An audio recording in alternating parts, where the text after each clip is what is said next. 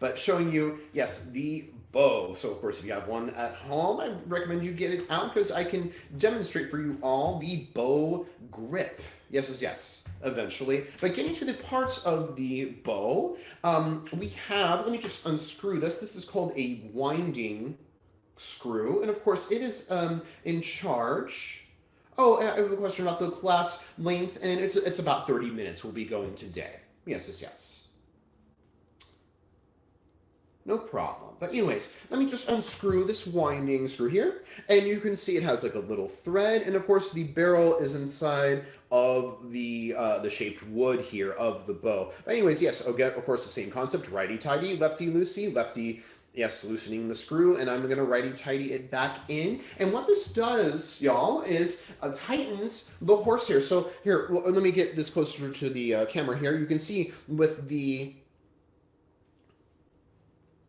yes, you can see with, of course, the horsehair here, it being loosened, of course, in this, and then tightening the winding screw allows the horsehair to become taut, which is necessary for us to make sound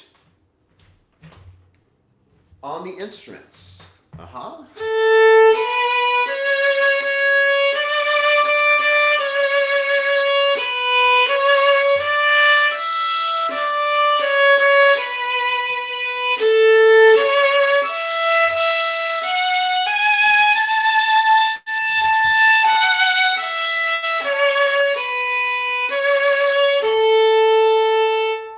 Well, actually, the other parts of the bow, I'm getting ahead of myself here. We have, okay, so we started the winding screw, of course. We have the frog. And I'd like to mention this just because if you look up on Google, like older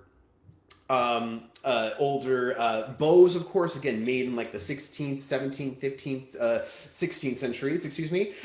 They'll be shaped like a different animal, like a wolf, a frog, of course, or something. There's many different kinds of designs I've seen before. But yes, getting to the other parts, we have the rubber grip, and this is in charge of allowing your index finger to rest on the bow, obviously, and to have a nice grip on it for the other fingers to be supported by. And this, you might have this on your bow as well, but again, it might just be more rubber grip. Sometimes you have like a little rubber grippy thing that covers the winding, metal winding here. But this is on some bows, just the metal winding is wrapped around a piece of this leather grip here. Mine is leather, but some are rubber, obviously. But yes, and again, the we have at the very tippy top of the bow, yes, the point, of course, again, just an orientation as opposed to the frog that I use in lessons to talk about just different places, obviously, in this device that we use. So